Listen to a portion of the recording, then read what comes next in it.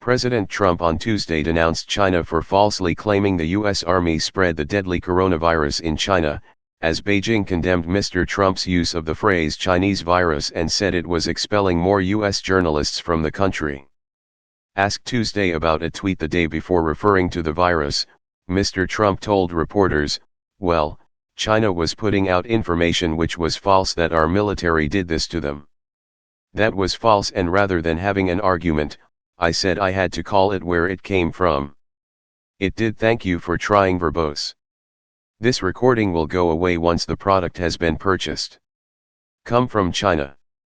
So I think it's a very accurate term," he said.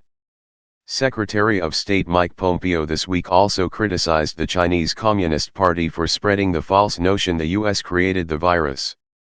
Washington and Beijing have escalated the rhetorical war over the illness in recent days, with Chinese disinformation efforts suggesting that American soldiers attending a military competition in Wuhan last fall brought the virus to the country, and Chinese officials slamming U.S. criticisms of its handling of the initial stages of the COVID-19 outbreak. In Beijing, thank you for trying, verbose. This recording will go away once the product has been purchased. The Foreign Ministry announced Tuesday that it was expelling journalists for the New York Times, Wall Street Journal, and Washington Post. The journalists, whose work permits were to expire at the end of the year, must to leave the country in 4 days. The Chinese were retaliating for the Trump administration's recent designation of 5 state-run Chinese media outlets in the United States as foreign government entities covered by State Department restrictions on travel and real estate. That in turn was retaliation for China's expulsion of 3 Wall Street Journal journalists over an opinion. Thank you for trying, verbose. This recording will go away once the product has been purchased. Column critical of China's handling of the coronavirus outbreak. The U.S. approach to the Chinese media is based on Cold War thinking and ideological prejudice, the Foreign Ministry said in a statement Tuesday. At the State Department, Mr. Pompeo said the expulsions were unjustified and that China lacks press freedoms enjoyed by news reporters in the U.S. "We know that that kind of freedom doesn't exist inside of China," he said. "Indeed, the Chinese will tell you that they want more information, people to know more about the country, and yet thank you for trying, verbose. This recording will go away once the product has been purchased.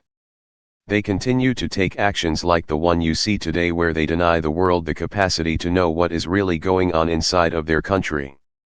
The Chinese news organizations sanctioned by the State Department were part of Chinese propaganda outlets, Mr. Pompeo said. Mr. Pompeo warned the Chinese will be held accountable for their role in spreading lies about the new virus that originated in Wuhan, China. "Look, this information campaign that they are waging is designed to shift responsibility," he said. While saying thank you for trying, verbose. This recording will go away once the product has been purchased. Now is not the time for recrimination, Mr. Pompeo said. The time will come when the U.S. evaluates how the world responded to the pandemic. "We know this much, we know that the first government to be aware of the Wuhan virus was the Chinese government," he said, adding that Chinese officials delayed alerting the world even after they learned of the potential health risk. China had a responsibility to do this not only for Americans and Italians and South Koreans and Iranians who are now suffering, but for their own people as well. Thank you for trying, verbose. This recording will go away once the product has been purchased. Mr. Pompeo said. Asked about Mr. Trump's virus tweet, Foreign Ministry spokesman Geng Shuang expressed strong indignation and objection to such stigmatization. The Communist Party-affiliated Global Times newspaper said Mr. Trump's tweet signaled a new round of tensions. The improper nomenclature from Trump and his ilk may be just the start of escalated China-US tensions in a wide range of fields like trade, economic exchanges, and politics, the paper said. In this sense, China needs to be prepared for the re-escalation of China-US trade conflict in the coming period. Thank you for trying, verbose. This recording will go away once the product has been purchased. But naming a virus after its place of origin is not unusual.